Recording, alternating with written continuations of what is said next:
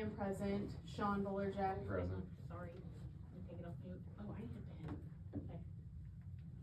Thank you. Do you wanna announce your call to order again? Yeah. So I'm gonna go ahead and call this meeting to order. I am present. Sean Bullerjack. Present. Sally Burbridge is here as city staff. We have Patty McEwen.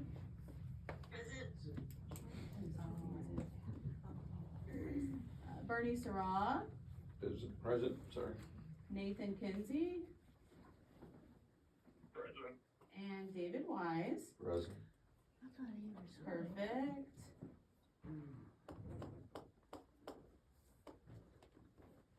All right, and I do want to remind everybody that we will go over topics pertaining to the agenda. If you have questions pertaining to budget items, as Stacy is finished with each department, we can then accept questions at that time. If there are questions she does not have the answer to and we have to get back to you, we definitely will. I ask that we keep the meeting in order, nobody discuss or talk outside of order, keep it pertaining to the budget, please.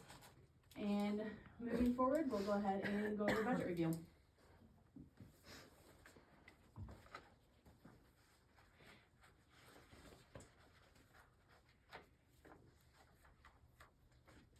So this is an update through the end of October, so that's 4 months of the fiscal year.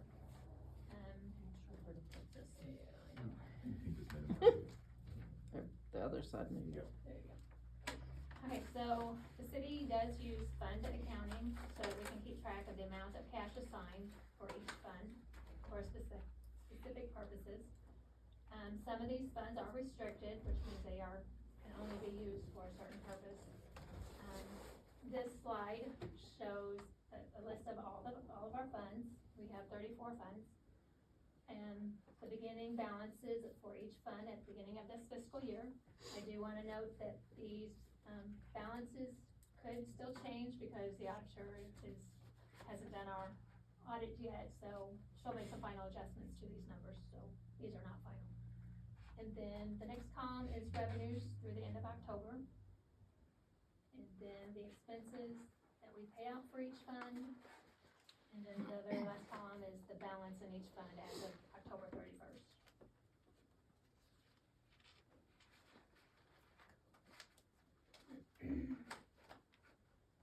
And then we'll look at most of these funds in detail later on.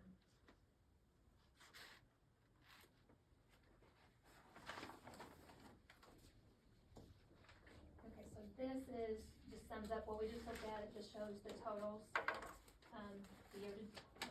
year to date through October. Shows our revenues, expenditures, and our net grand total. And then it also shows what we have budgeted for the year in the third column over. So far for this year, for revenues and expenditures, we've used 27% of our budget. For 4 months in, we're at 33% of the budget. So revenues are under, expenses are under as of right now.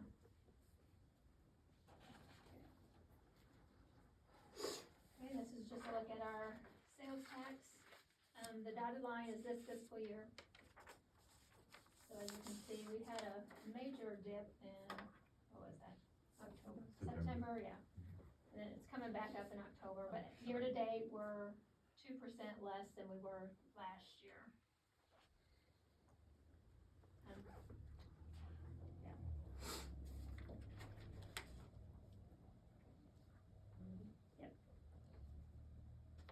Okay, so this is another look at the general fund.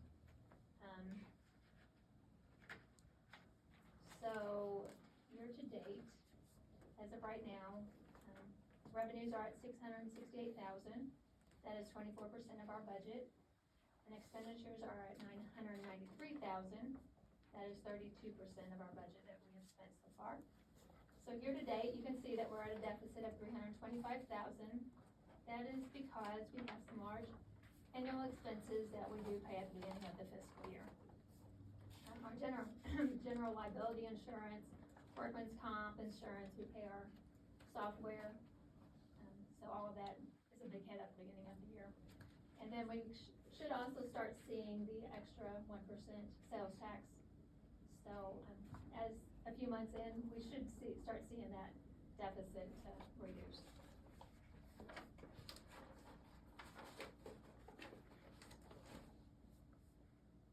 So the general fund, we receive revenues from several sources.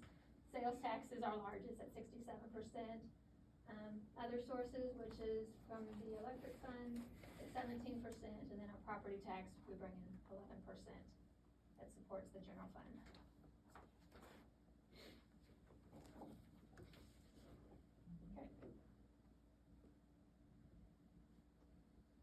Okay, and this is just another look at the revenues, a breakout of what each category is. So you can see, so far 668 for the year. If you look at the third column, July through October, compares to last year, where we were at last year. As you can see, it's $1,068,000.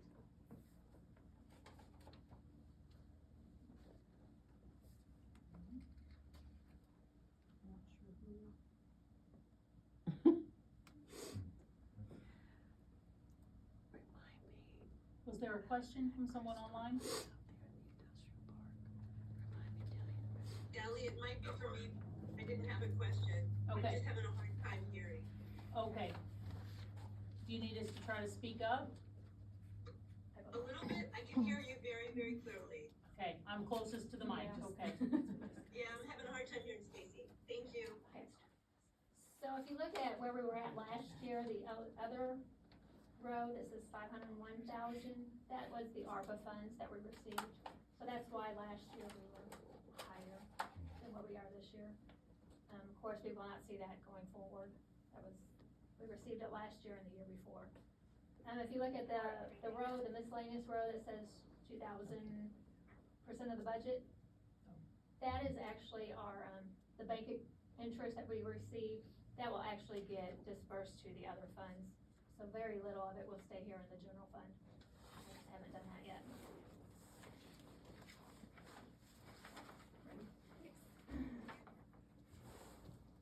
Okay, and this is just a look at general fund expenses and, each department.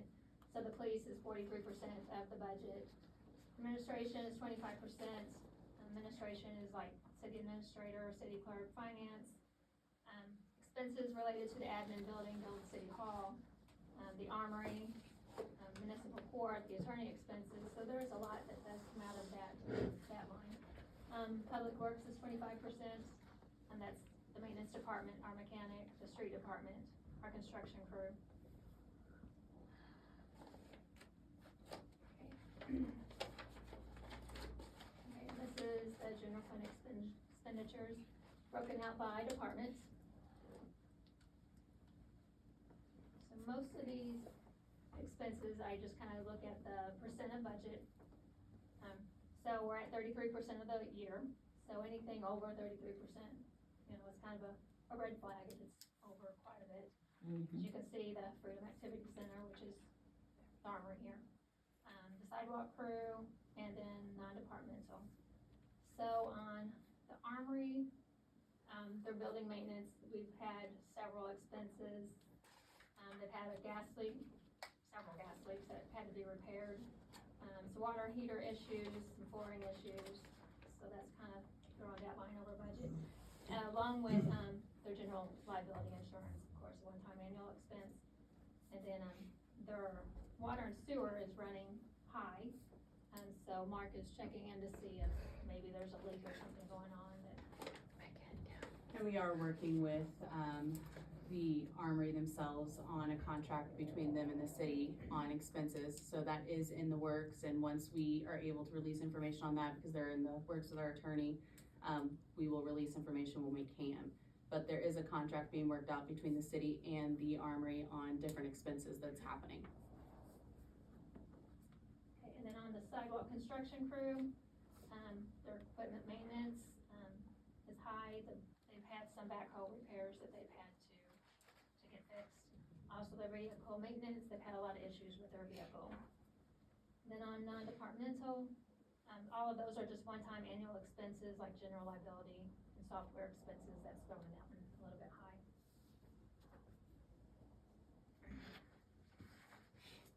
questions? Any questions And pertaining then to general fund? several slides is just the detail of what we just looked at.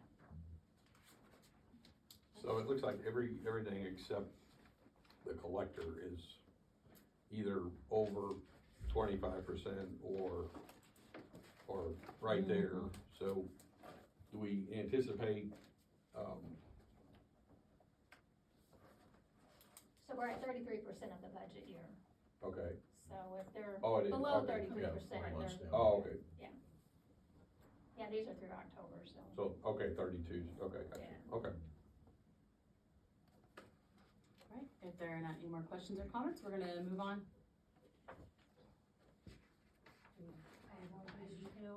That's more to answer questions, right? Do you guys, Does anybody have any Lot. questions or anything needed specifics? Number one? there were several, Yeah, several for this general fund detail. That's general fund though.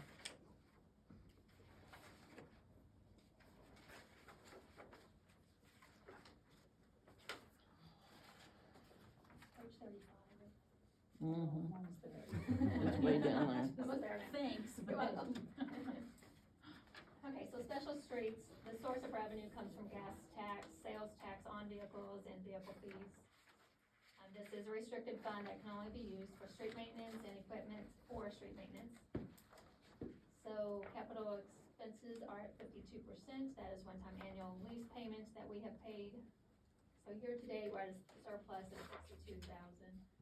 There's not a lot of activity that goes on in this fund. I believe we do some street repairs, the asphalt comes out of here.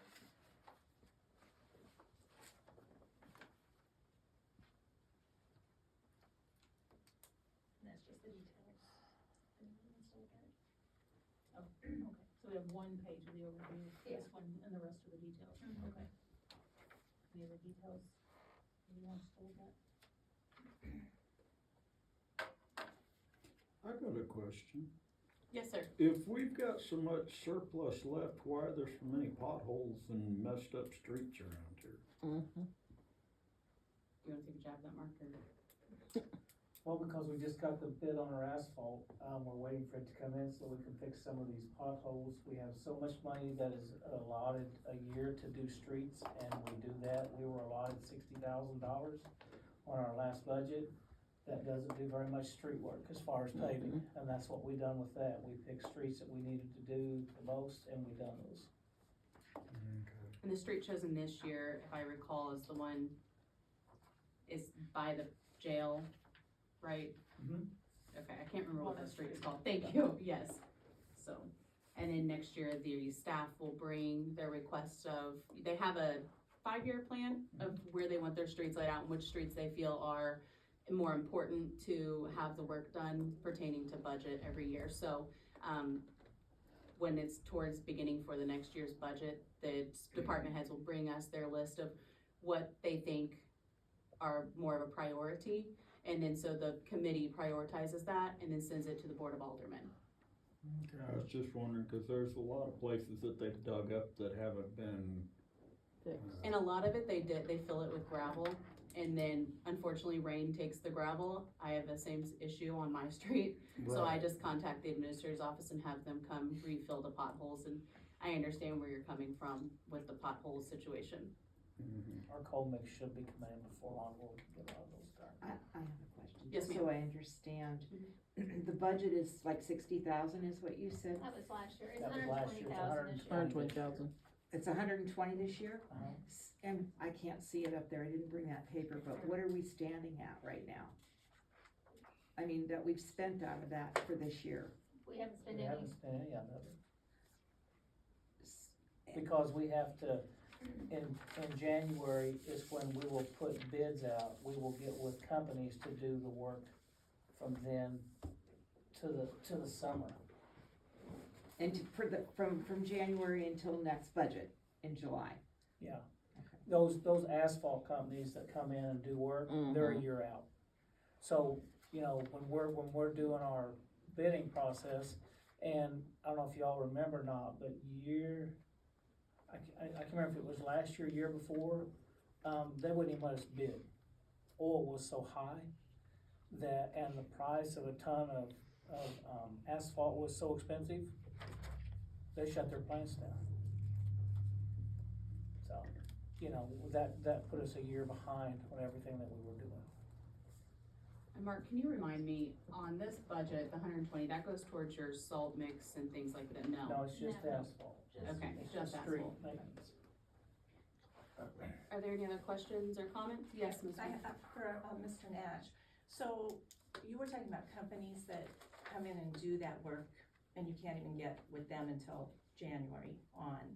So does somebody else come in and actually do the physical work to replace like the really bad potholes, or there's No, some we that do you the guys potholes, but as far as the resurfacing, which that comes out of a lot of it, Mhm. that's contracted out. I see. But as far as the potholes and fixing those dig outs, like this gentleman's talking about, we take care of those. I see. That's what the coal mix that we got the bid for here, And that comes out of a Last year. different section of the Yes. budget. yes, that's what that's for, is that coal mix that we get. I see. I do have one more question too, before you close out. Mhm. Last year, there was like 5 streets that were done, if I remember correctly, that were designated to be done before anything else. How is that decision made? Because the main areas in this town, to me, are some of the biggest issues, and I don't see that anything main was done. I have people that have come to visit and said, what's wrong with these streets? Do you have an example of a street? Cause it may be MoDOT. Well, I live on East Center, that whole Okay. street is like, and then Cardi that goes sideways from that, Mm-hmm. it's like awful. It looks like Okay, nineteen twenties. $60,000 would have done 2 blocks. Yeah. Well, We so, can't do a whole street, and a company's not gonna wanna come in and do that. That's one of the issues that we have is what we have budgeted, we try to take care of whole streets with that budgeted amount. I understand, but if you're not budgeting enough to do the main streets that are really bad, I mean, there's a lot of traffic up and down Center, there's a lot of traffic up and down Cardi. Yep. So, maybe that budget amount needs to be increased. Well, you're talking $500,000 to $600,000. Mm-hmm. Or And more. again, and for clarification, Debbie, this particular piece of the budget, this is the special streets, this is specifically, it's not a matter of what we budgeted, it's what comes in through those street taxes, those sales taxes on gasoline and other things. So, okay, I'm following you. That's what Okay, it's. so it's not an amount that we put into here, this is what comes in through the taxes. Gotcha. Okay, now I have a question. But I'm so sorry, but I wanna make sure that we answer Miss Debbie's question. Her question was, how do we prioritize on which street is Mhm. more important? Our street superintendent goes through, it's just like we have a list. And, he keeps contact on those, because sometimes roads will change, you know, and so we may have to flip those around some. That's what we had to do the last time, that some of the streets that we had planned on doing, we didn't do because of waters on North Water, we done that whole section. It was literally falling apart. When we got done with wintertime, that street was literally falling apart. That's why we had to go ahead and do it. Sometimes there are sections in town where the base is not as good as other sections. Mm-hmm. And they're rearing their ugly heads now. So that's why we have to reevaluate those so often. Thank you, Mark. Okay, my question is how, do we have, grants that we get from the government to help with our upkeep on our roads? Not for, I haven't seen any grants for city streets. Okay, cause they're out there, we could apply for those to help with some of these roads.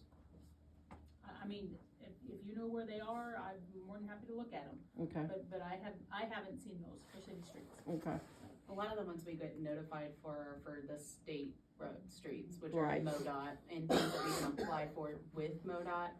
Like our airport, we used MoDOT for that, and then, Well, in the downtown project, I The mean, that's not downtown, I the was gonna say. street, but because it's adjacent to Right. a state highway. right. okay, any more questions or comments? Okay, we'll carry on. Okay, so this is the detail. There we go. On to parks. For the parks fund, the city does collect a 3/8 cents sales tax, which was passed by voters in 2015. This is to be used for local parks and stormwater. So year-to-date, they are, if you scroll down just a little bit, they are at a deficit of 12,000 for year-to-date. That is due to a COP payment that we have made. COP payments are certificates of participation. In 2017, the city financed to have the city pool upgraded, so that's what the COP payment is. So, that large payment of 77,000, I think, came out just last month, so that's why it's showing a deficit. It will, it will look better in the next few months. I did have a question on their utilities. It seemed like Yeah, they're year-to-date running is high, very high compared to this Yeah, time last year. their water and sewer was high. We will see a credit on the sewer side. On the water, for some reason, in the past, we were not billing the Parks Department for when they filled their pool. And so we caught it this year, so we billed them, but it wasn't in their history, so it wasn't part of the budget. So, going forward, they will see it. That's another one of those steps to make sure cost allocation is in, Right. where that So we're doing expenditure is it. occurring. That makes Yes, sense. so that is why their water and sewer is high.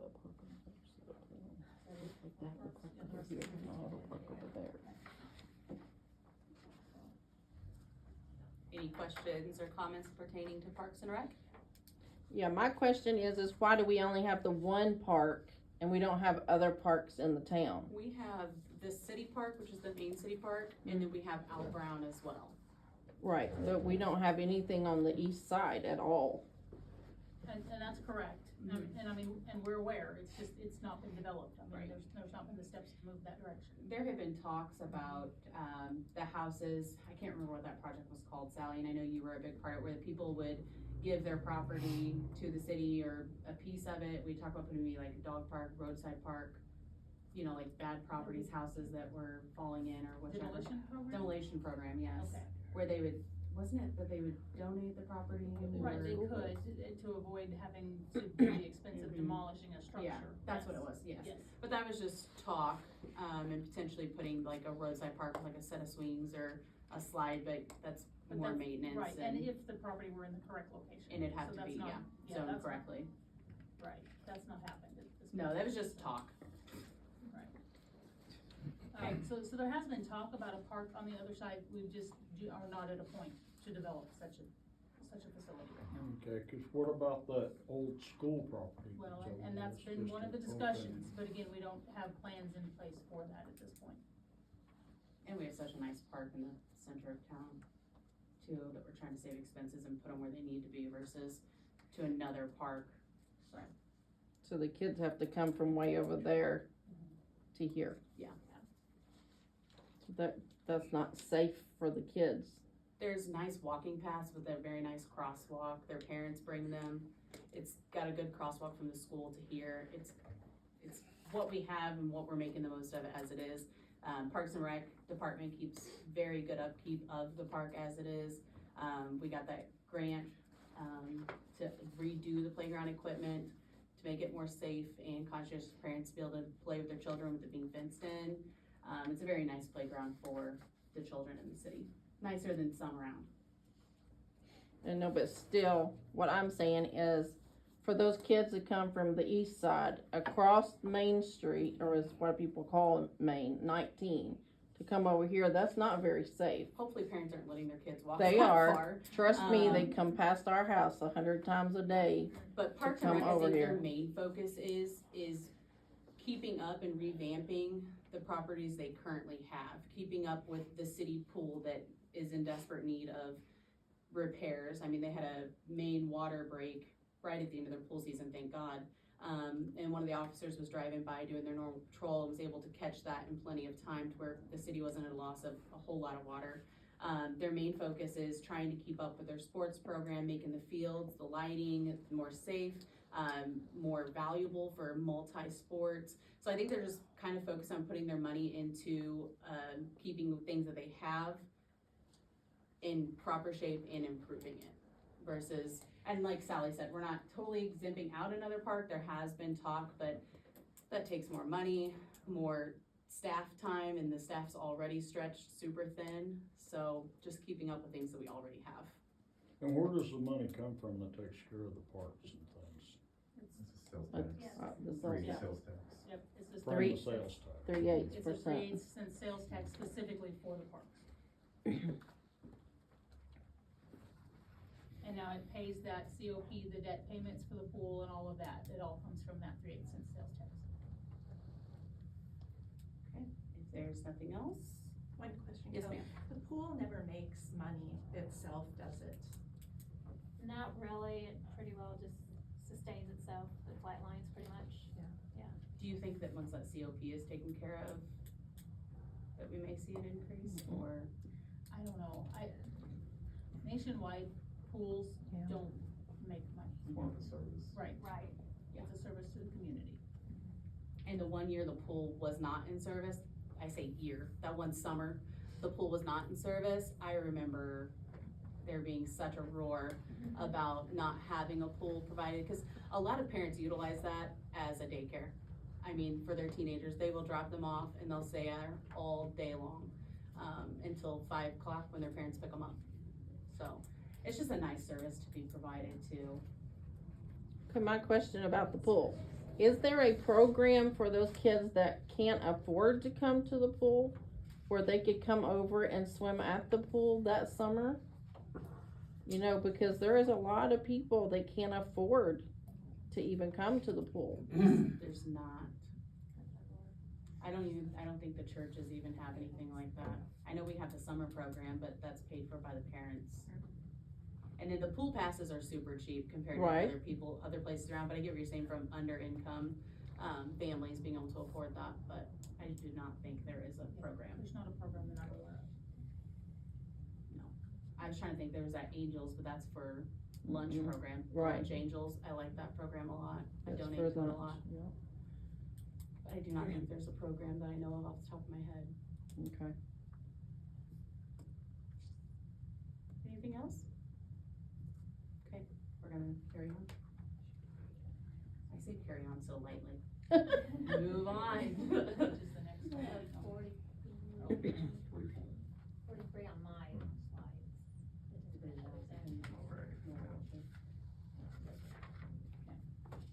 So the building permit fund, this brings in some revenue through building permits and fees, but the expenses are more than what the revenues bring in, so a transfer has to be done from the general fund. So far this year, we've issued 25 building permits. So if you look at the revenue line, there's an extremely high. And then there's also one on the expenditure side.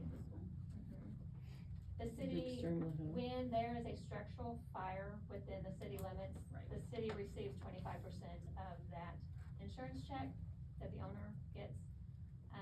When the property is deemed safe and not a hazard, then the funds are released to the property owner.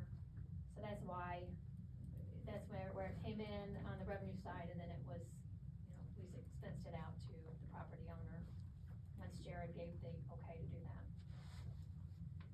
And on the, are you done here? Yes. So, or Stacy? Yes. With this, we have been discussing, an educational piece for citizens of Salem, because a lot of people are unaware of when they need to get a building permit. And so we have been discussing maybe putting an article in the paper as soon as the administrator's freed up from the other projects she has. But she had a really great idea of just informing residents of, if you decide to put a porch on, you have to have a building permit. If you decide to put a concrete pad in, you have to have a building permit. And a lot of people, or put a shed in. So I had several people who didn't realize that even when you're putting a shed onto your facility, you have to go to the administrator's office to get a building permit. And Fence.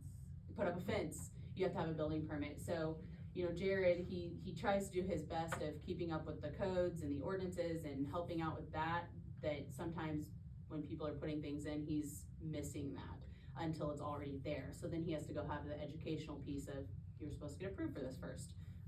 So hopefully, once we get that put in, we can start seeing this increase as well.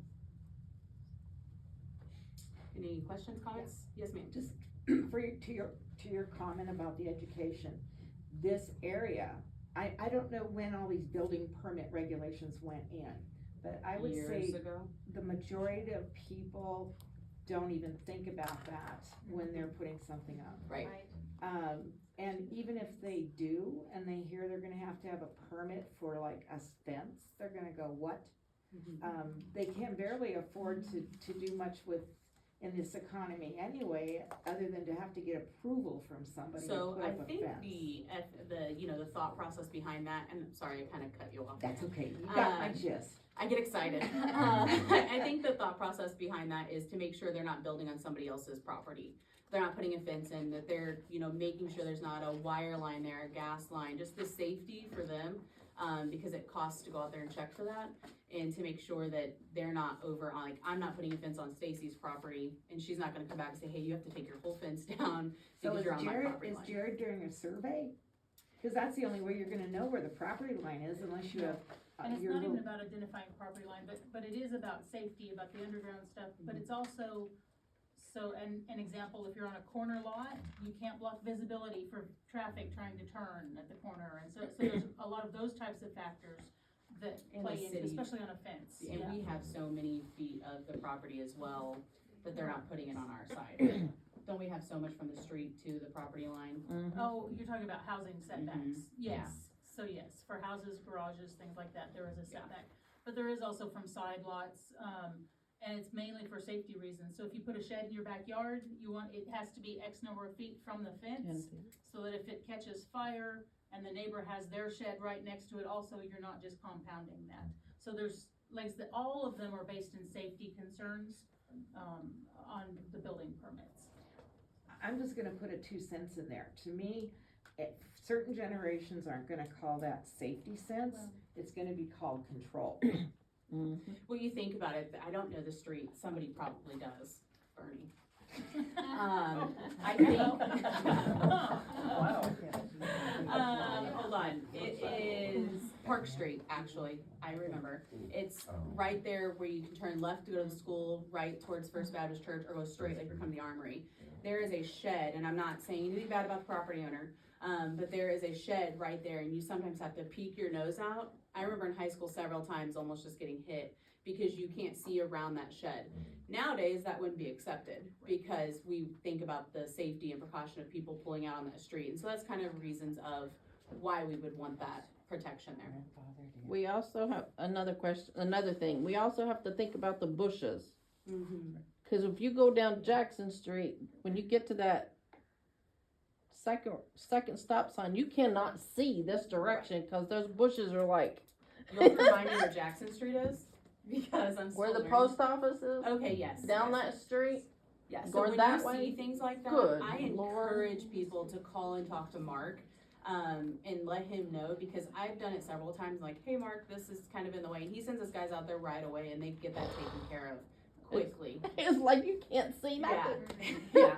So Especially anytime if you're in a something's car. like that, call him, and he'll get it taken care of instantly, because his main concern is keeping people safe.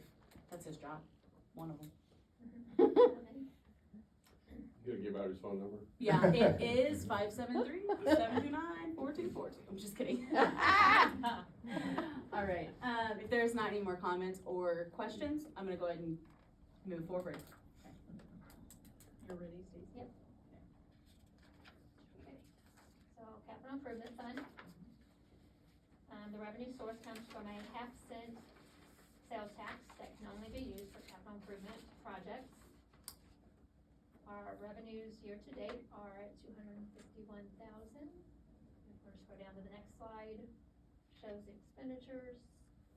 Then that fund, we're at $202,000 that we've spent already.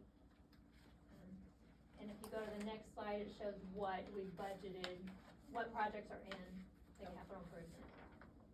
So this is a better slide to look at. This is what what we budgeted to use the funds for this year. So it has the TAP grant, or the downtown project in there. We're doing a roof for the animal control building over there. The streets department, top right there, we have the culvert replacement, the hydrovac truck, and the brush hog. The police has budgeted 2 vehicles, and then a 911 enhancement. And then economic development, we're working on the signage, and then the demolition program. And then the non-departmental, a copier replacement, and then Old City Hall building improvements, and then a dangerous structure remediation under the building inspector. Stacey, I have to say, I appreciate this breakdown. I remember the first time looking at this, part of the budget, and I almost had a stroke because it was just hard to decipher what goes where, so I really appreciate this breakdown. A lot of these projects, recently we just put up for bid, like the Masters Industrial Park signs, and a few others as well. The police vehicles. Why are we getting more police vehicles? We've got vehicles assigned to each one of the police officers with their names on them. I grew up in a town where you drove your car and you parked it at the police station and you picked up a police car, and the police cars were driven until they were needed to replace, not just because we needed new attachments. So Chief does a very good job of explaining this. I'm gonna try to do as good as he does, but it's not gonna be promised. So the next time you catch him, don't tell him what I said. But he does a very good job of rotating these cars out, and he has a rotation, and they go 1 year without getting a new patrol car at all. But when he bids these cars out, he's making money back on at least one of the purchases. But the reason of rotating the cars out is for the safety and the maintenance of the vehicle itself and for our patrolmen. It is to make sure that when the officer gets in the car, they're aware of how they left the car last. So they're not getting into an empty gas tank. They're not getting into a low tire. They're not getting into it if there is a problem with the engine and they're on their way to a high chase pursuit. So it's safety of the officer, safety of the car. But Chief does a very excellent job of finding good deals on the cars and then selling out the 2 cars, when bidding out the 2 cars to make money back in. And you don't see that in the budget, correct me, Sally, because I'm probably gonna say it wrong, but you don't see that coming in as the purchase because it goes into general fund. And when that goes into general fund, it doesn't come in as police cars. It'll come in just back into the general fund. So it doesn't show that it's replacing the patrol cars, but that does come into the general fund. My same question is though, why do they each have their own patrol car and they drive it home and leave it there, and they drive it around town and they take their friends out to eat? And So a lot of that's false. They don't take their friends out to eat. They don't Yes, drive they do. around town. I can get you pictures. Please do, because I can get you pictures of the police chief putting his family in the car and taking them to the Chinese restaurant.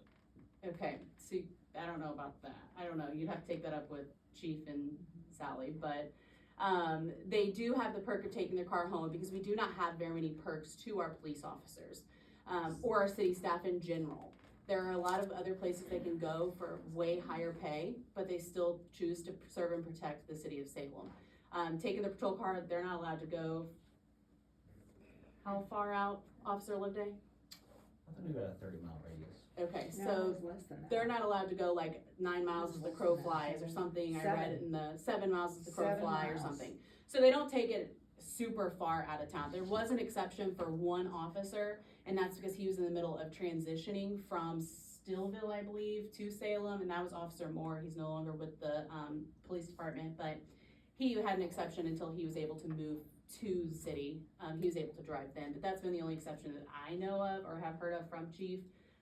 But as I said, Chief can explain his budget and why he does his cars the way that he does a lot better than I can. I was just wondering, cause you said 43% of our budget goes to the police department. Mhm.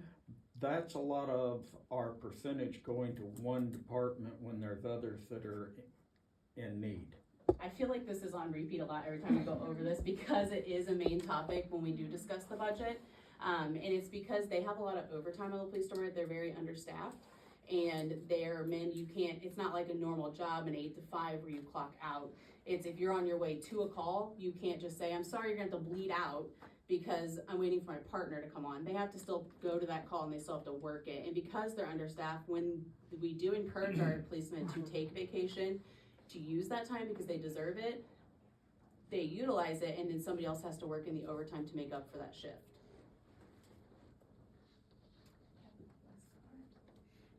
Yeah, I will add, percentage-wise, I can't give you that exact comparison, but it is not unusual for a police department to be a large portion of a city's general fund budget. That's not true. I just have a point to be made. You're saying they're understaffed. I've already looked around, they're not understaffed in comparison to cities of similar size to us. Mm-hmm. So, and I just saw a recent post that they need another officer. Is there a lot of resignations going on, or what is it? Because truthfully, unless this is the show me state, show me where you're understaffed in comparison So to other Chief stuff. can show you, he has brought actual statistics in to show you that they actually need 14 patrolmen. They only don't have have that big enough. 11 total. 11 total. Yeah, 9 actual patrol. So they actually have 9 patrolmen that are on foot every day going to calls. But they have, Wait a minute, 14 total and 9 are on shift? Not on shift, but No. within a given day. any given Okay. day, they're supposed to have 14 on payroll. Gotcha. Not at one time. Okay. That's like more than St. Louis probably has in a shift. But the statistics that he has provided to us is showing that they're supposed to have 14 patrolmen. He has chosen to keep around 12, I believe, that he chooses to keep. But no, they don't have a huge turnover. They have a lot of people who are moving up, but yes, they do have people who are leaving for higher paying jobs that are surrounding our towns. I believe Rolla is offering a very competitive pay, and that's not too far for people to drive back and forth to provide for their families. Just as a suggestion, there are a lot of small communities, smaller than us, but some similar to us, that are merging their sheriff's department and doing away with the police. Mm-hmm. And if that helps the budget, it's something that needs to be considered. Because there's like I agree with this gentleman, 43% is a big chunk. And this redoing the police car sounds like a really good sales pitch. Mm-hmm. Because I drive a car with a whole lot more miles than that, and it starts every day. Yeah, I don't know about you, Miss Debbie, but I don't wanna be on the other end of that call whenever an officer says, I can't come, I've got a flat tire, or I can't come because my that could car is happen going to too me. slow. That could could happen happen to to a a brand new car. I'm just saying, it can happen to a brand new car, but that's why Chief does a very good job of maintaining his vehicles, keeping an officer in the same car so they can keep up with the maintenance of that vehicle, and rotating them out before they get too many miles of not being worth value, and we lose money on them versus making money on them. Rotate out ones at the end of their warranty Mhm. period. And they still have a warranty on them, Yeah. so. What I remember from the meeting a couple months ago was that we're getting about 48,000 Yes. back on the trade-in, so the No, 90. this isn't a trade-in, they sell You them can't on cut him Purple off, you Wave. gotta let him finish talking, Debbie. Go ahead, No, buddy. but they're gonna return those 2 cars, they're gonna get 48,000 back, and then they're purchasing 90. So it's really, 90 minus 48,000 is what they're actually expending. Well, can I ask a question? Because we looked in Purple Wave, the last sale, they only brought in $23,000. On one vehicle. No, there was 2 vehicles, I think. It was 2. You can find that information online, Right. but we don't see that from our leadership here. So I don't believe everything everybody tells me in any aspect of my life, so I can do research. I don't know. So if you're already saying that you don't know what dollar figure is going back into the general fund, I don't think anybody said they don't know what dollar. no, It's you're goes back saying in. that those sales of those vehicles goes back into the general fund and Correct. is not distinguished as a police vehicle sale. Well, it's Correct. fixed asset sales of assets. So how much did those police cars bring in? On that I sale. don't know here tonight off the top of my We'd head. have to look. That'd be interesting to know. But I know then. Chief brought it up at a normal alderman meeting. I've been to That's how much you almost brought 'em. all of these alternate I know, you meetings. say that all the time on You information know. that's, you don't remember, but. Well, I do have a CRS disease coming up, Okay. but. I don't know what CRS is. Can't remember. Okay. Oh. I have those too, and I'm 30, so. Okay. your questions pertaining to the police, I wish Chief could have been here tonight. He sent, Sergeant Loveday instead, so, your questions, we can ask Chief and he can answer them. He answers them on repeat every meeting because that is a high topic, every finance committee meeting. So, I wish that he was here tonight to be able to answer your questions He's directly. answered I'm just mine. doing a It's a good roundabout sales of what I pitch. remember him speaking of, so. I didn't hear you, Debbie, because I was talking. I would say, yeah, I've heard it at every meeting, and to me, it's just a big sales pitch. I don't I mean, think so, the but budget is I'm gonna already. carry on to Miss Lisa, because Okay. I don't feel like Gotcha. debating tonight. Well, don't cut me off either, I'm a Okay, citizen Lisa? that pays I'll let her taxes. finish. Okay, You know, you did that to me before, so, you know, I have a right to a voice, you have, and I've let you, so Lisa, you can go now. I'm not gonna. and cut I'm not a Debbie off. kindergarten student either. Go ahead. Thank you. Okay, I'm addressing you as the chair of this committee and my alderwoman. Okay, I think what Debbie said is something that is worth looking at. The city really should, as tight as our finances are, maybe merging. they've Law looked at that enforcement and getting- before. Before was before, now is now. Within this year, they've looked at that, Okay, right? well, They've met, no, that was our dispatch, never mind, sorry. okay, well, Our just dispatch center. putting it out there that maybe it's a place to save some money. I don't wanna see less law enforcement. Absolutely I not. don't wanna Neither see do I. them get less pay. Mhm. They're all, I taught. Mhm. Teachers and law enforcement don't make diddly squat. Absolutely not. You don't do it for the money, Mhm. generally speaking. I can offer a comment on that. I was in a city where they did that. They thought they were going to save money by contracting with the county sheriff to provide coverage for the city. And 2 years later, when they found out that the response time had tripled, they went back to their own in-house police department. What city was that? What size? It was a city of 28,000. That's a That's big why. difference. Big Big difference. difference than where we are. I'm not saying it's not relevant. Big difference. So it's not, it doesn't hurt to look at it. Doesn't mean you're gonna do it. And you don't have to cut the amount of officers, but you can cut the administration cost. And that is a big part. That's a vehicle or two right there with administration costs. Mm-hmm. It's stuff to think Do about. does the chief have data on, he got all the data on crime and up, down, statistically, all those kind of things? He does, and he's provided numbers before, I mean, are you asking? Yeah, I'm just asking that, just for. like calls and Cause times. maybe, I mean, maybe people are just asking for accountability to where is having everyone have their own vehicle, does that cut down the response time? Is crime going up, is crime going down? Well, I know the crime That's hasn't. sort of- Just like I'm sorry, I'm sorry. I'm sorry. Yeah, I see where you're going Didn't out mean with to that, cut you Brandon. off. I'm sure he has statistics. He does, and he, Since things have changed, I don't know how much they're changed, and officers added or deleted or whatever. yeah, and he provided it once before at one of our meetings, because somebody in the crowd had asked for it, and he brought it and provided it, and it's equaled out that crime has increased. Now, what he was saying is that with the call center they're trying to work on, it's gonna alleviate such as, domestic calls versus just checking on somebody's residence or such, so he does have numbers that he can provide. I can tell you from personal experience, Mhm. we went from having 2 drug addicts on our back porch at our church to now having 5. And I've offered video and everything else and nothing's been done about it. There's been 1 arrest that I know of, maybe 2, but they come right back and they're not afraid to sell their drugs or use their drugs right out in public. Cause there's nothing being done to them. That's part of the problem, but there's no accountability and there's no real check on this stuff.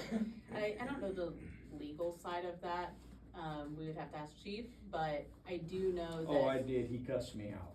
I know that going from them arresting them to the courthouse and the prosecutor, I do not know what that end looks like, pertaining to the budget at all. Okay, we'll carry on to the next topic unless there's another question or comment. This is still on this page. right now. Have they replaced the admin copier yet? I know it's been budgeted for 10,000. Really? Is there a reason why they haven't? Because it was urgent when they were doing the budgeting. It's just the process of getting to it. It's in process now. Okay, and Mr. Bolerjack, I thought he said that that bids are being sought for the sign for the industrial park right now? Correct. Is that correct? Okay, so that's gotta be bid out. How about the hydrovac truck? Bids are gonna have to go out for that, aren't they? Correct. Okay, so I'm curious on that. How did we get such an exact figure on a 2013 truck if you're gonna have to get bids for it? Well, because you go out and you see what's out there in the market. Mhm. I understand that, but it specifically said it was for a 2013 hydrovac truck. Gotcha.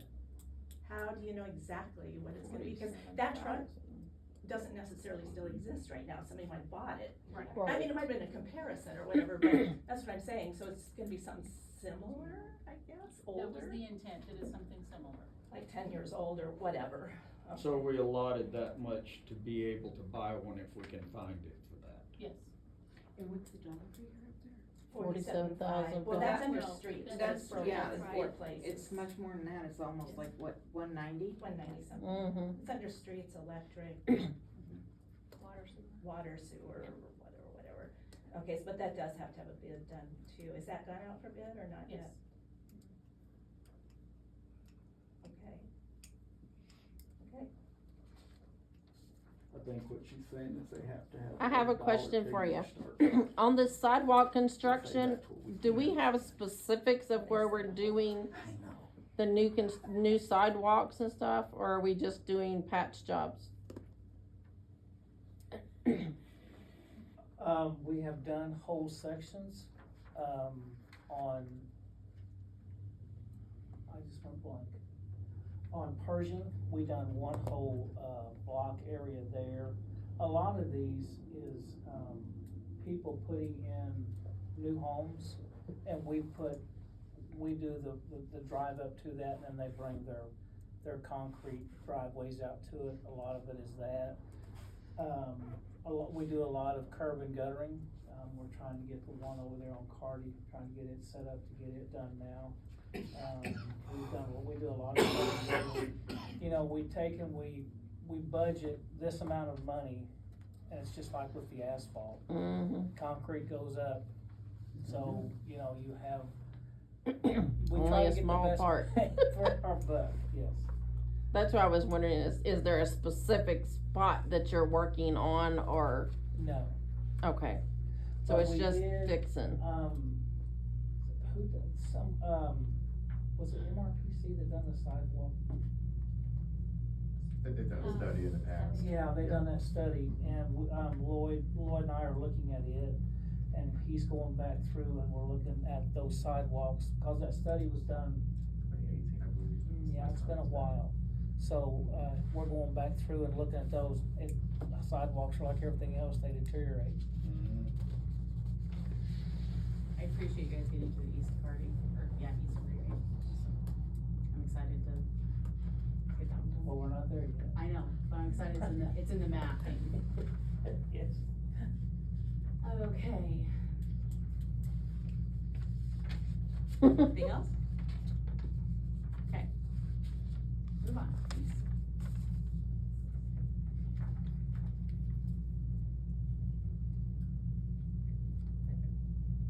Okay, cemetery fund. So, the revenues come through grave spaces that we sell, and then grave openings.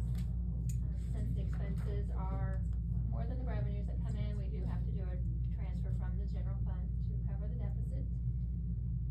Year to date, we have sold more spaces and grave openings than what we originally budgeted, so. And then expenditures, miscellaneous line is high, that is a one-time annual expense that we paid out for general insurance and our computer software.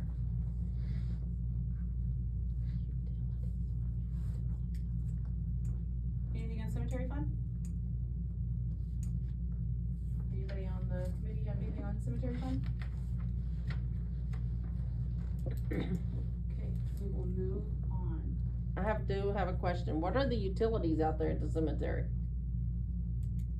They have, They have an office and a shop out there, Okay, so, yeah. they're gonna- that makes sense. I was going, they don't need that.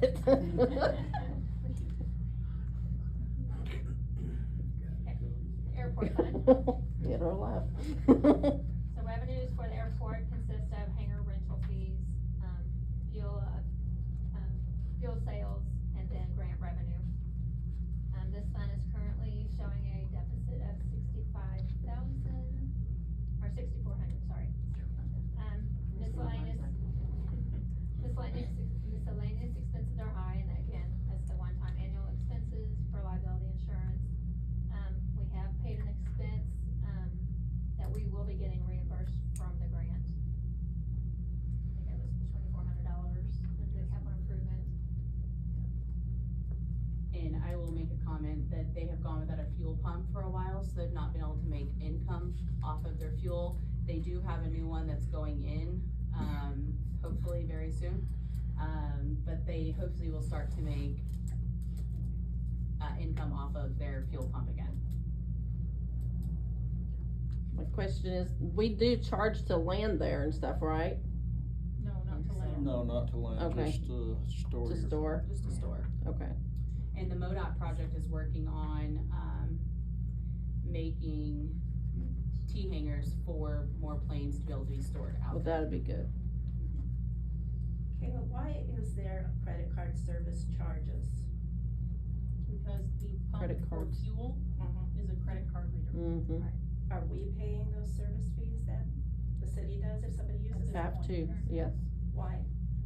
Everything else, we've said we're not gonna pay those, so why does that not go to the consumer? Cause even local businesses are starting to hit us now with, Make that. Yeah, I don't know that we can do that through the card reader out there. so maybe raise the fuel rate, Yeah, the that rate percentage. Probably already done that. Cause we really shouldn't get hit with those. Also, how come there's no income from the hangars? Because they pay that once a year, and that time of year has not rolled around yet. So they just pay for a whole, they have to pay for a full year? Okay, that makes sense. And the current T-hangers, sorry, I'm writing what I'm saying. The current T-hangers, they're at a lower cost because they're grandfathered in, but the newer T-hangers are going to be at a higher rental space, cause they're going to be much nicer, than what our pilots are storing their aircrafts in right now.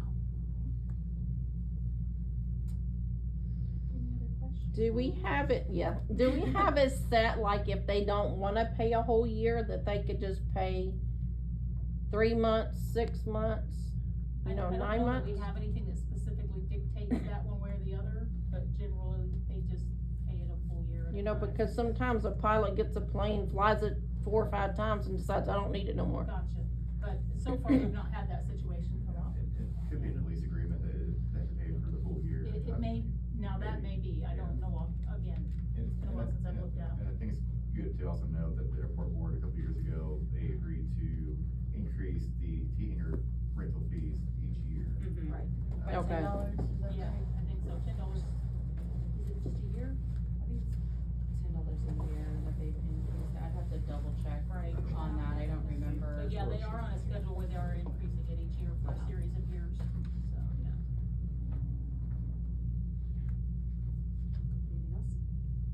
Okay, we will move forward.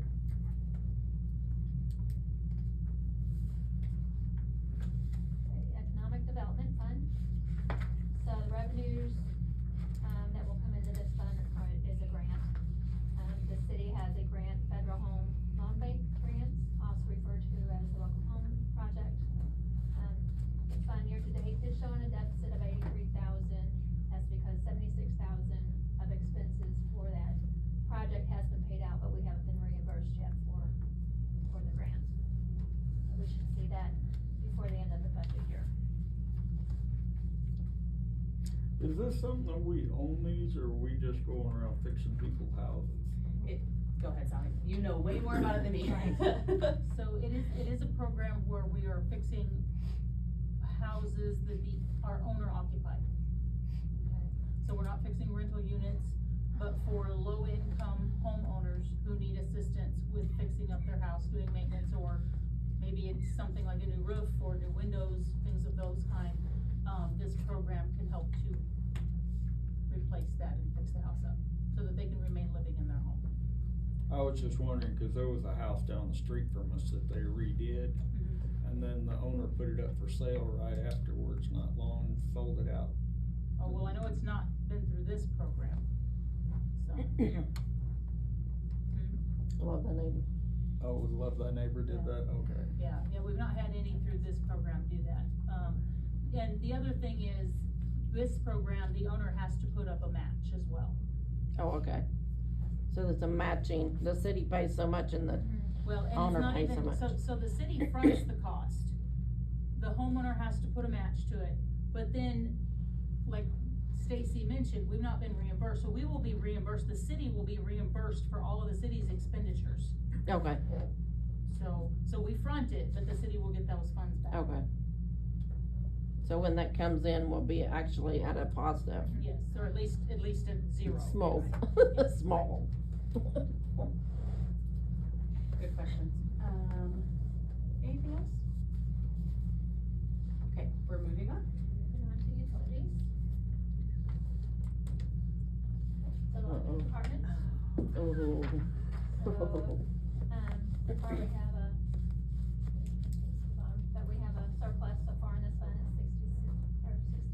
$665,000. Expenses are showing a little high on the capital improvement line. Again, that's due to a COP payment. Again, COP payments are certificate of participation. In 2017, the city financed, AMI meter and software upgrades for the electric meters.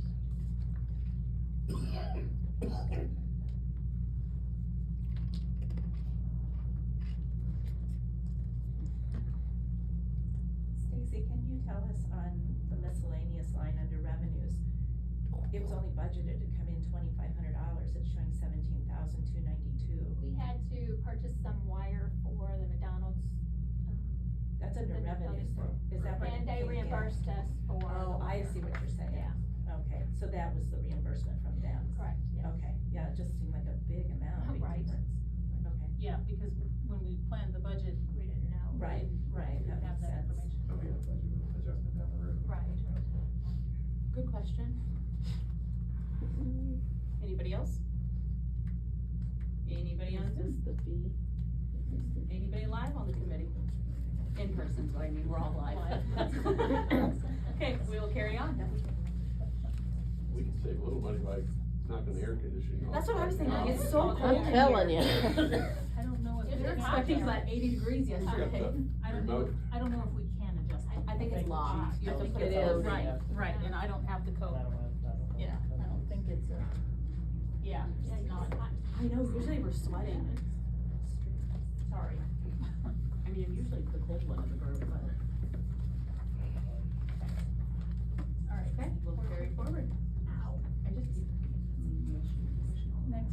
Yep, water fund. There.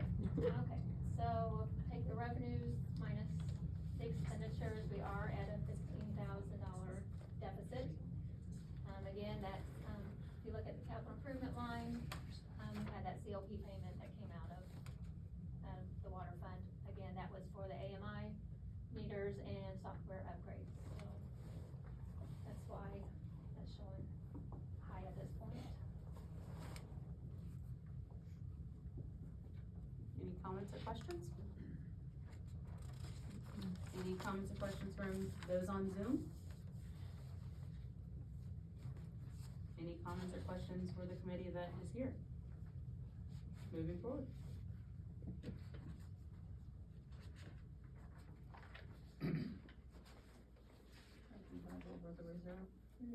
No, there's not, I was gonna say we didn't. Not Sewer. intentionally, but we should have water too.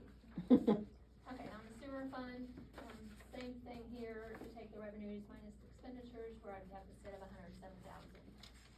Again, the COP payment came out, it's quite large, and the sewer fund is $305,000. So that's why under deficit at this point, but in a few months, we should see that, even out a little bit. Some of they do have a few other expense lines that are running high. Their supplies, they had to buy some chemicals for their sludge. They had to buy some tools for to clean their manholes. On the building maintenance, they had to buy a heater and thermostat, which is quite a bit. Yeah, and then under their vehicle maintenance, they've had to buy some tires. So that's what's throwing some of their lines a little high. Where's the improvement stuff? Any comments or questions? Okay, it says 81% on the capital improvements. What are we doing to improve things? Well, that is a payment that we are making towards our COP payments. Okay. In 2017, we had to do some sewer upgrades, so we're paying for that debt. Okay. And that's the bulk of what's in that line right now. Mm-hmm. Right. So we pay 2 payments a year, and the Okay. majority of it's paid in last month, and then we'll have a smaller payment due in May. Okay. Around 63,000 Yeah, in May. it's not as much. Yes, anybody on Zoom? Anybody here? Okay, we'll move forward. But you know what I mean. Okay, the last slide I have is the city debt. So I have this broken out by fund. Over here on the left shows what fund the debt is in. So just going down the line, we got a special streets, we just made the last payment for that backhoe lease, so we won't see that payment coming out anymore. Okay. We also have a loader lease that we are paying half of we have the loader lease and we're paying half of a skid steer lease out of that fund. And then on the Parks and Rec, as I discussed earlier, the COP payment. So that's what that amount is for the year. On the capital improvement fund, so the other half of the skid steer lease comes out of here. What we call the lighting project, that is a loan the city had taken out through the Missouri Department of Natural Resources to change over to LED lighting in multiple city-owned buildings. And then the energy performance project, the city had entered an agreement with ESP to do some energy efficient upgrades. And then under utilities, we have the electric, again, the COP payment, which is for the AMI meters and software. And we also have a lease for a digger truck and a bucket truck. The city is still paying on the February 2021 weather event. That total cost was like 1.3 million. So the city does have a no interest loan that we are paying that off per month. I think we paid Halfway through. Yeah. It's close to, yeah. And then on the water, again, the COP payment comes out of there, and then we just made the last payment on the backhoe lease. And then on the sewer, the COP, for the sewer upgrades that we're paying for. And then I'm sure most of everyone knows about, is aware of the mandated sewer upgrades that we are currently working on. The total project for that is $9.5 million. The city was awarded a $5 million grant from ARPA funds, American Rescue Plan Act. So that left the city to have to finance $4.6 million. So we went to the voters this past April, to ask for approval for the revenue bond, which did pass. So with the passage of that bond, we were able to apply for the state revolving fund. It's a loan program and a grant program. It has very low interest rate. I don't know what that is right now, but it's very low compared to a regular loan. Typically 70% less than the market Yeah, rate. it's quite a bit. But we won't know exactly what that is until we Right. close on the bond. Exactly. Right, so because the bond passed, we were able to apply for that, for our funding, which made us eligible for a $2 million grant. So that brings our financing down to 2.5 million instead of that 4.6 million. We will, still apply for a CDBG grant if we do receive that, it's gonna be $750,000. So that will reduce that to 1.8 million that we'll have to finance for the next sewer project. So all of that is still in the works, but it is coming up. So any questions on any of that? Or the, No, I appreciate you breaking this down again. You know, when I first came to the finance committee, and Sean himself, this was not a breakdown, so this is great. I love seeing this. Very easy to read, very easy to break down of where our citizens' money is going. So I greatly appreciate, this, and I also like that it shows, I don't like the years on some of these, but I do like that it shows that we don't need. closer we're getting to the end, so I do love that. Before we move on to the next item on the agenda, I wanted to get through this first, because I knew this was gonna be very time lengthy, but I did want to announce, I've been waiting for this meeting. I know it's been a long 4 months, but Sherry Lee has resigned from the, finance committee. It's very unfortunate that we are losing her. She was a huge asset. She was very good with numbers and fine details. So I'm very saddened to say that we are losing her off this committee.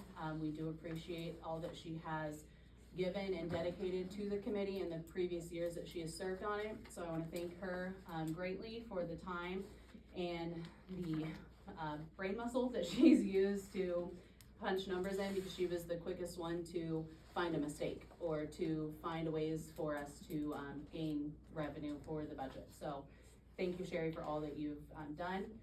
With that being said, we can move on. I think the next thing is staff report, if I remember.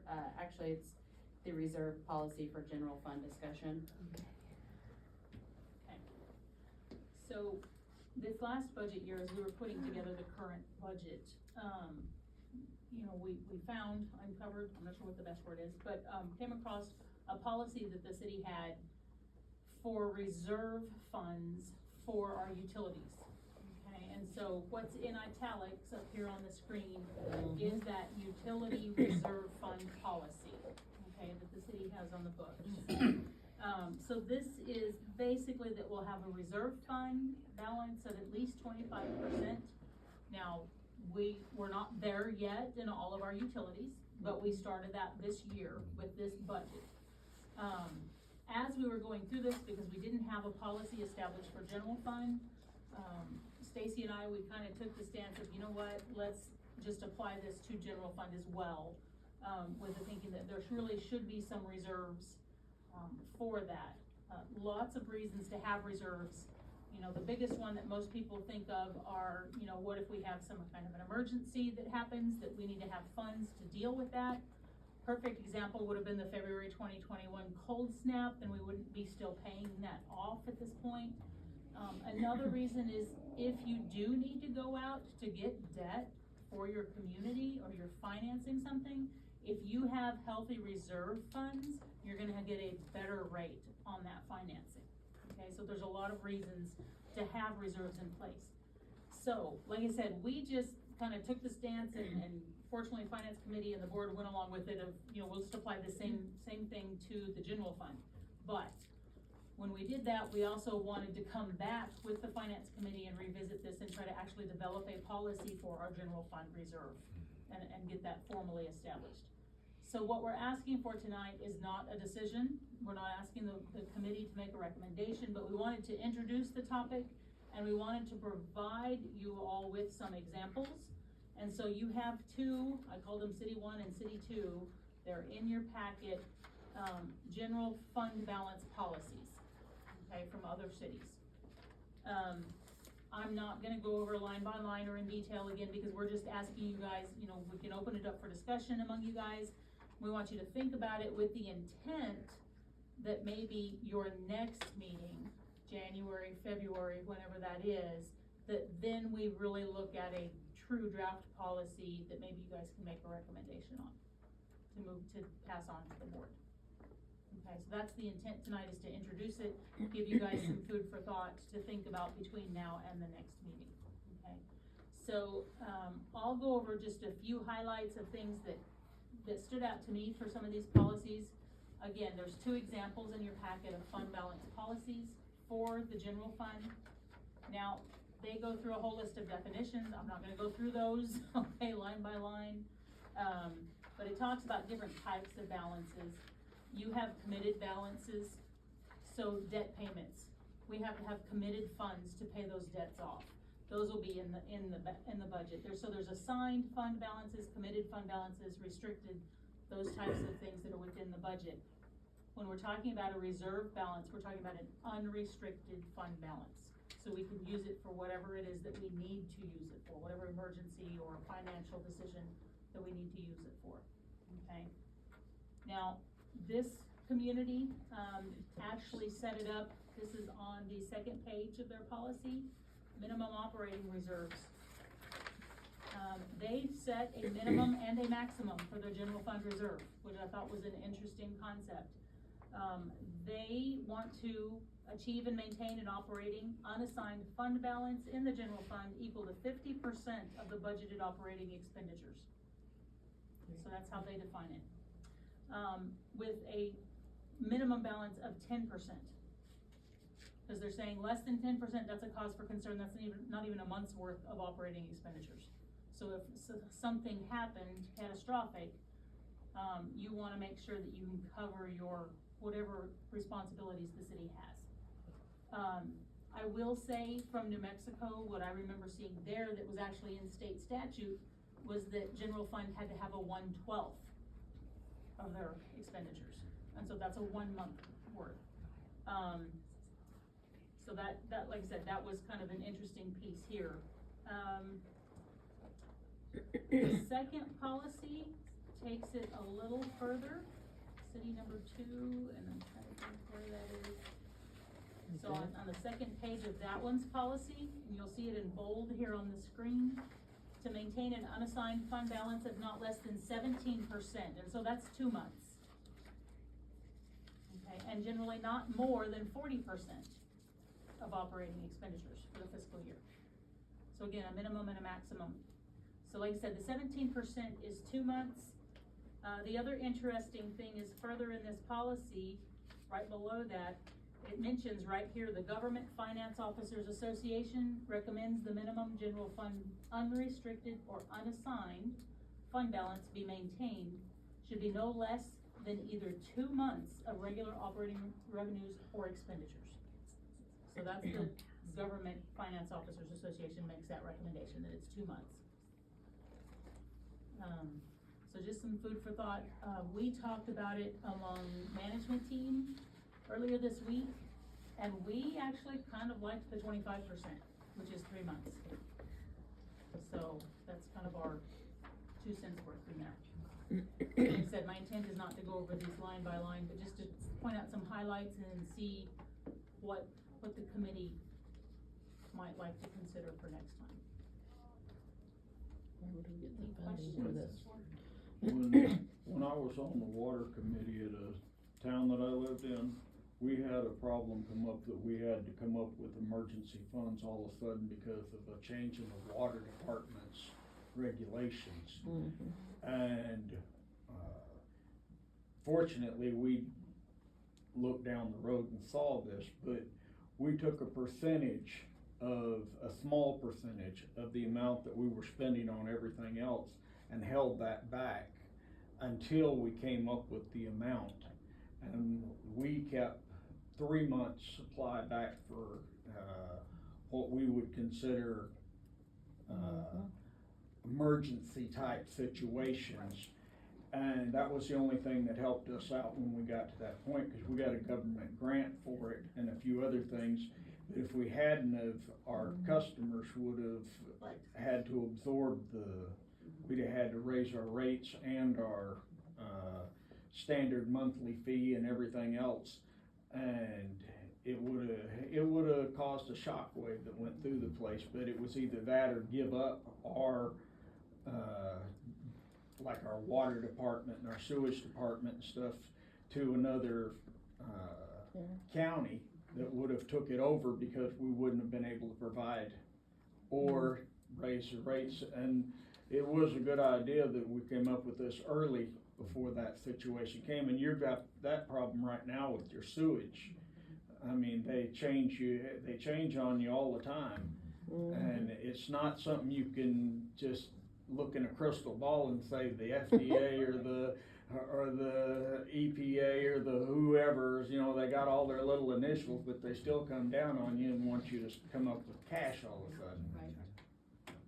And so it is a good idea to come up with some sort of but we did it on a real minute amount that we pulled out until we reached the amount that we had, because if not, we would have ended up with the same problem. Yeah, and we haven't established, you know, hey, so much a year, it's been more, you know, if through our operations, we happen to have a surplus, then we're just gonna set that aside, and so that's where we're at. Because, yes, that's exactly where we are, we're trying to build all of those reserves. I do like the fact that we're looking in the future of protecting ourselves. I see this as an insurance, like you were saying, just making sure that we're prepared for the wins, not the what ifs or the When is what's, it coming? it's when is it gonna happen. So I do like that we are building a cushion for these, and it's very intelligent to do so. So I appreciate you bringing this to the committee to, you know, potentially bring to the aldermen, so. Yeah, I definitely think we need a reserve for a general fund. I wish we had it a couple years ago, to avoid having to use ARPA funds that we got nearly $1 million just to balance the budget. You know, we could have used that towards our, sewer, improvements, like, you know, on that, so. So I think this is a great idea to, have a, policy for a general fund reserve. And another one that kind of stood out to me that, that was in one of the examples from the city, the first, city was the, equipment replacement reserve. Yes. And, you know, we go back to our debt service schedule, we get a lot of equipment in there, and if we can set aside, each year, a certain amount until the end, you know, end of life of that equipment, then we have funds already there. And I absolutely wanna look at that as well, but I just, rather than a slate of 17 policies all at once, I want us to try to tackle each one and make sure that it's what fits our situation and make sure we get it the right thing. So this and the next one that we have on the agenda tonight are our first steps. So, David, do you have, sorry, I'm not the chairman, but you look like you might have a question.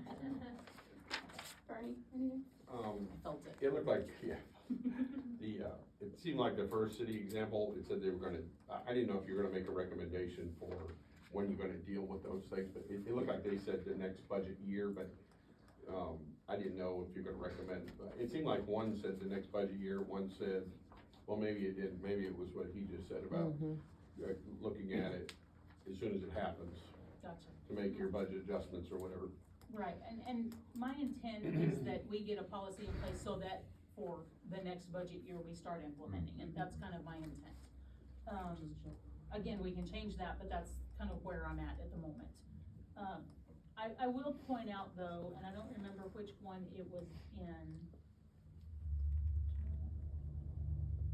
because it also talks about how do you expend the funds, you know, what has to happen for you to expend funds out of this.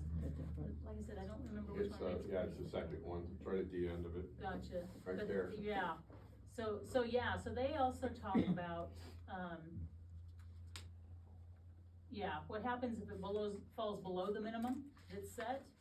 How do you start, do you know what I mean, what do you do what it can be spent for, but what do you start doing to start replacing it?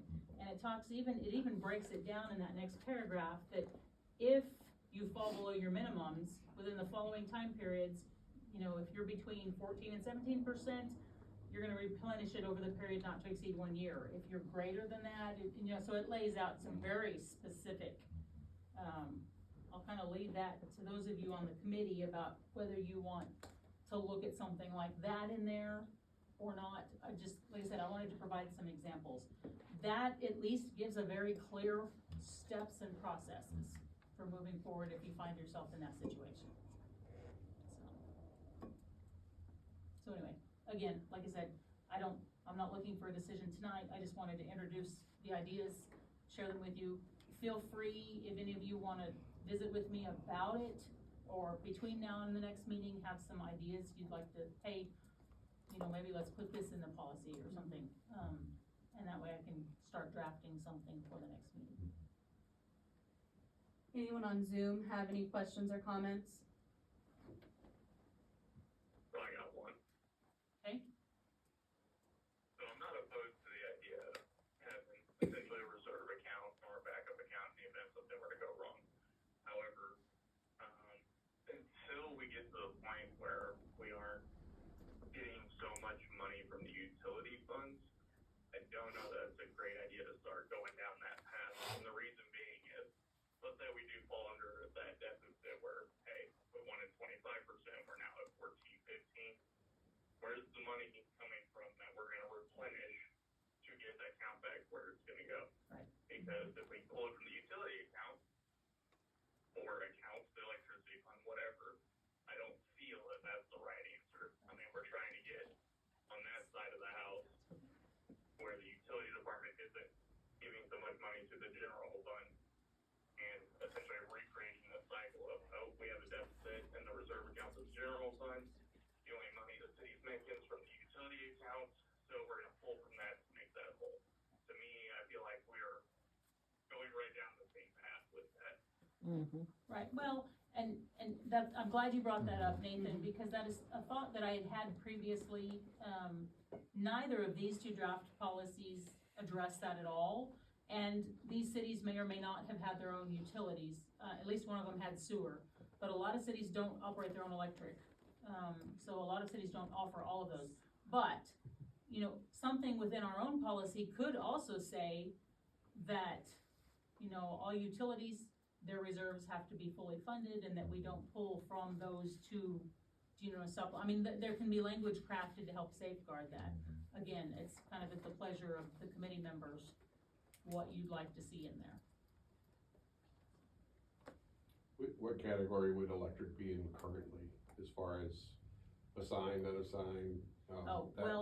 As far as general fund, nothing. It would have within its own electric fund, it would have some of those assigned balances to cover the debts. It would have, you know, those types of things within its own fund. Gotcha.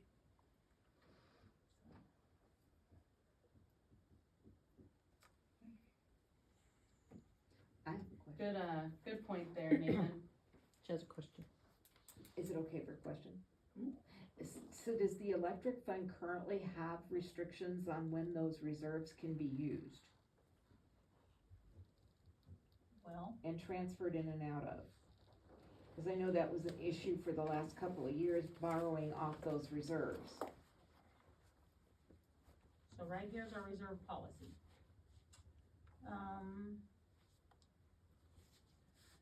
Says it with the addition of spending from reserve fund balances. A simple majority, the full board of aldermen may approve expenditures from reserve fund balances. That's what we have right now. I mean, that's what there is at the moment in that policy. And basically those reserves were helping fund everything in the city up until a year or two ago. Everything, you know, funding that was lacking was being drawn off the reserves from the utilities. I mean, That's where you don't wanna go again, like Right, Nathan right. Kinsey said. no, agreed, yeah, no, and we are working systematically to get to that point where we are pulling less and less from utilities to get that away from that. Again, implementing the fund balances for the utilities, that's a first step, making sure that those are fully funded. Yeah, but then the next step is getting like the general fund policy in place for reserves, so that the general fund has its own reserve pool, so that if there is a shortfall or if something happens, we don't have to pull from utilities. So I mean, that's part of that intent, to stabilize that.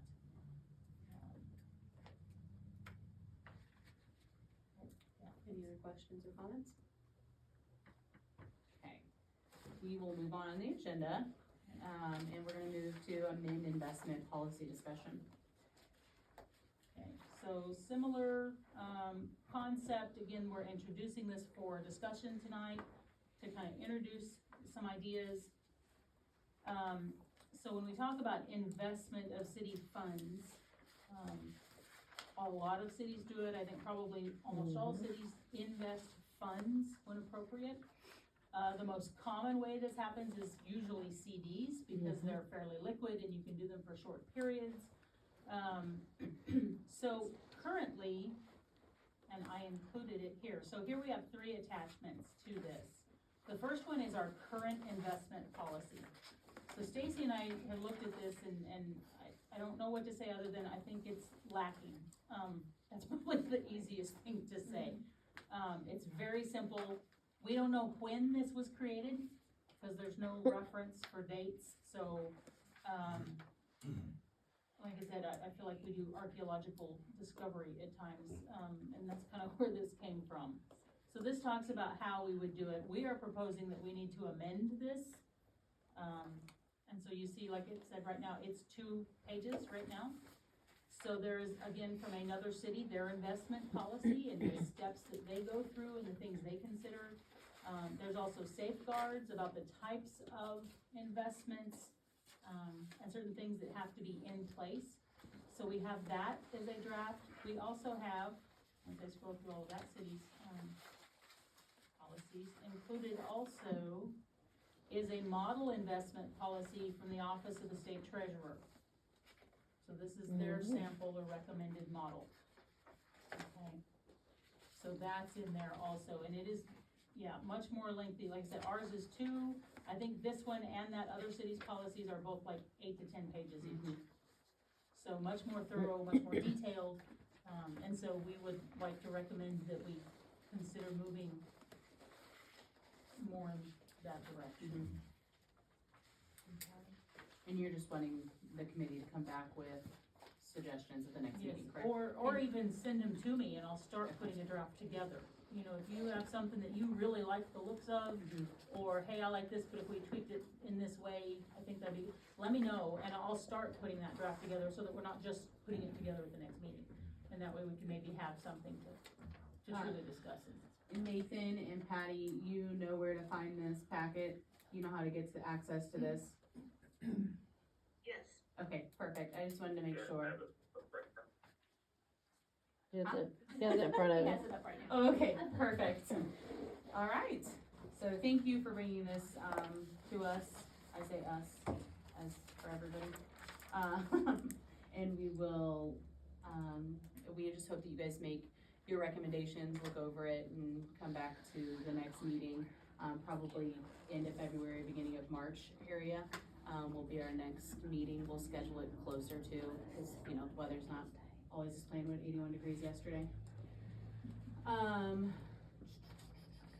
mean, we can open it up for questions or concerns. We kind of answered questions, concerns all the way through the, meeting, but I'm not opposed to questions as long as it's pertaining to the budget. If it's outside of, the budget, Jesus, to the agenda. If it's outside of the agenda, you can ask those questions, but, you know, of course, give time for answers to be researched, not questions that you're expecting the answer to right this second. Promised answer. Yes, ma'am. Of the investments, do we currently, have investments, the city? No, None? no, Wow. no, they were, and I can't, not in this role at that time, they were pulled out a few years ago. I mean, I can't say anything as to the thinking or the whys of the house. I just know that we have not had investments for the last several years. Okay, my question is, where would we get the funding from It to would- get the money to do the investments? It would be cash in our funds that's just sitting there right now in the bank account. Okay. Are there some restrictions on using some of the funds that we have? Some of them are, some of our funds are restricted, so here we go again. Mhm. Within each fund, you can have some restricted funds if they're obligated for debts or for other Right. specific things, but not all of those funds are restricted. Right. And so that's what would be used. And the interest goes back to that fund. Right. You know, so we can't Right. take some funds out Yes. of electric and invest those and share that amongst everyone. Right. It goes It has to go back to the yes. electric. Yes. That's why CDs work so well, cause you can set a time period and say, this has to be paid at this certain time, Yes. and we're just holding that money in the account till Yep. then. Mhm. We can put it in a CD and it'll come, mature before that comes and we can pull it back out. Right. I have a quick question. Does the city own any property, whether it be land or land and buildings, that is not being used right now, that they could look at selling it to help out with our financial situation. I don't know what we've got. I mean, we do have some parcels, and I hope within the next 6 months, we'll have at least one of those that we'll be putting up for sale. It's actually one that was donated through the demolition program that, Alderwoman Cisco was mentioning earlier. So, you know, we do have some that could be used like that. We do have to go through a process, similar to when we go to sell a vehicle or a piece of equipment or something.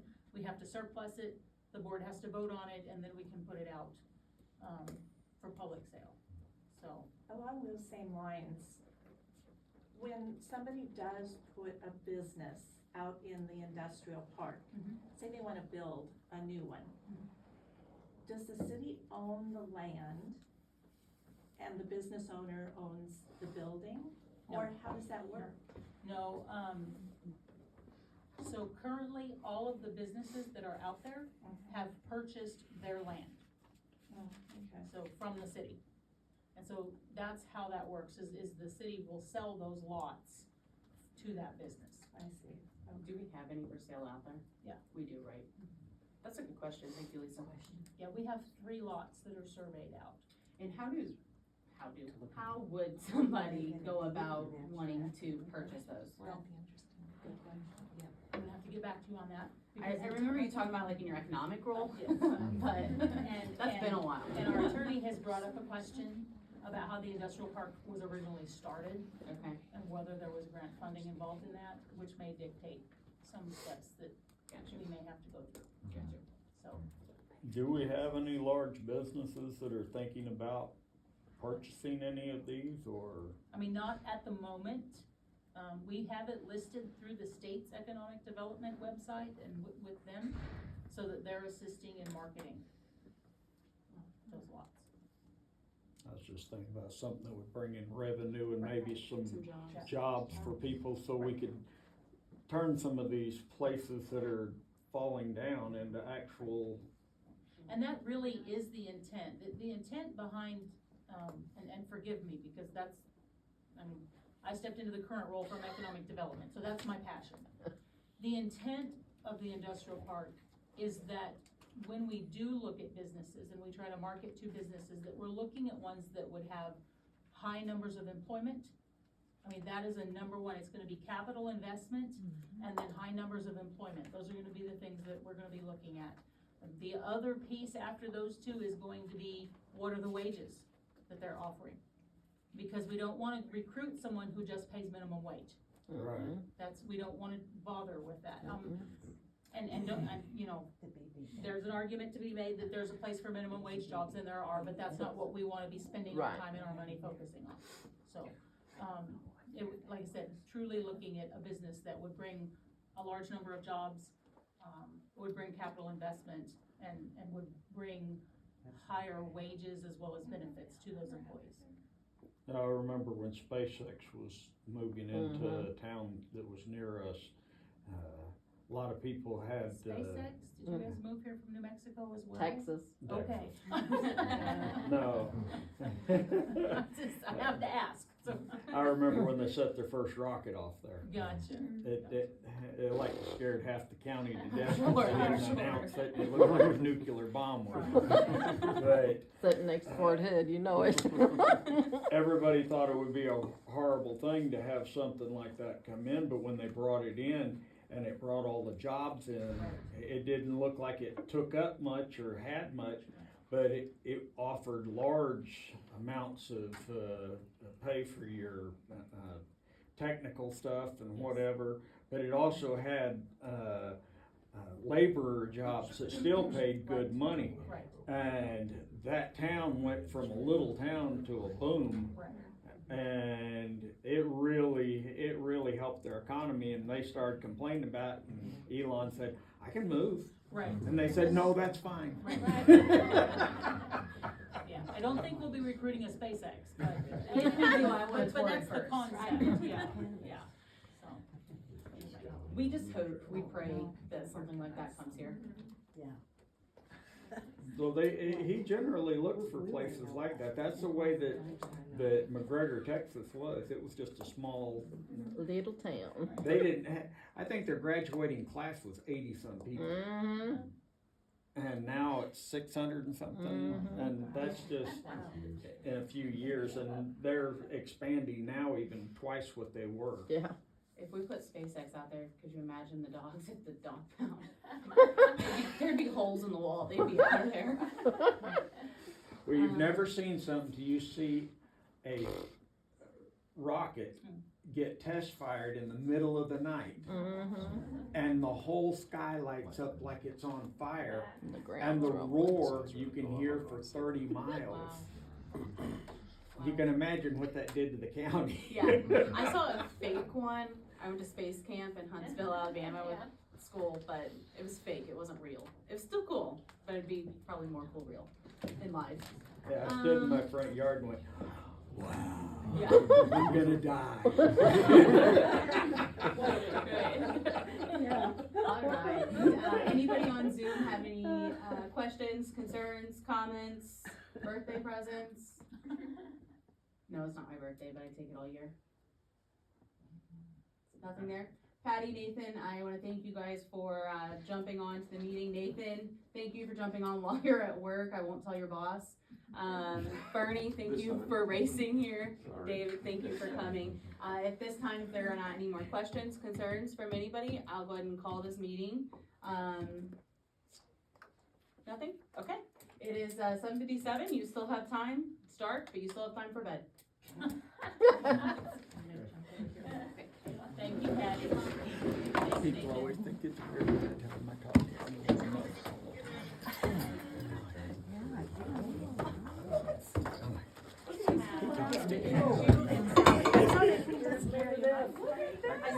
He's on my Facebook.